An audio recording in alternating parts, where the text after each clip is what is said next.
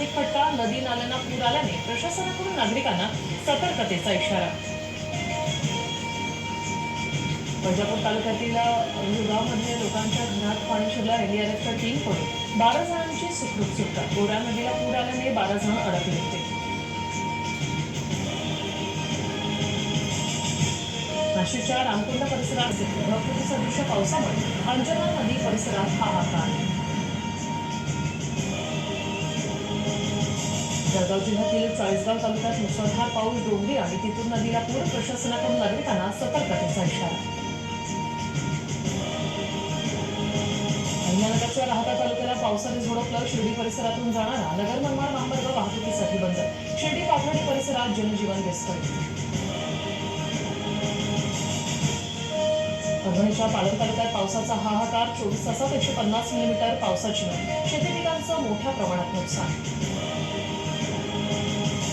पुणे सोलापूर राष्ट्रीय महामार्गावर वाघारी गावाच्या हद्दीत भीषण अपघात. चालकाचं नियंत्रण सुटल्याने भरधाव टेम्पो दुसऱ्या टेम्पोवर धडकला. अपघातात एका जणांचा मृत्यू. अभिनेता विजय थलपतीच्या रॅलीत चिंगाशिंगी. 10 मुलांसह 39 जणांचा मृत्यू. 50हून अधिक गंभीर जखमी. तमिळनाडूच्या कोरूरमधील दुर्घटना. सरकारकडून मृतांच्या कुटुंबियांना 10 लाखांची मदत जाहीर.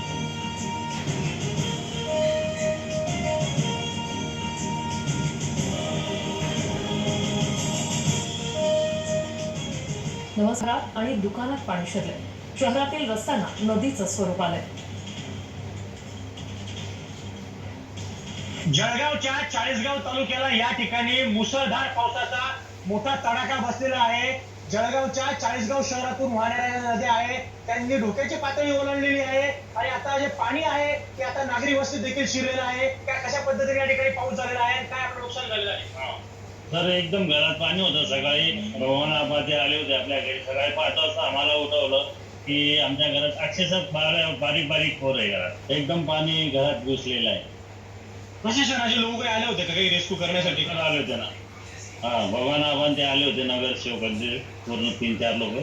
खूप मोठं म्हणजे संकट आहे चाळीसगाव तालुक्यावर.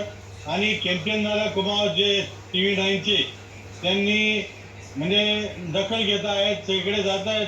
त्या निमित्तानं किंवा लोकांना दिवसा मिळतोय की आमच्या घरी काय घटना घडली ते समजतं. तरी प्रशासनाने हे पाणी ओसरल्यानंतर या सगळ्या नागरिकांना काय सुविधा देते ते त्या प्रयत्न करावा. केमचंद कुमार, TV9 मराठी, चाळीसगाव जळगाव.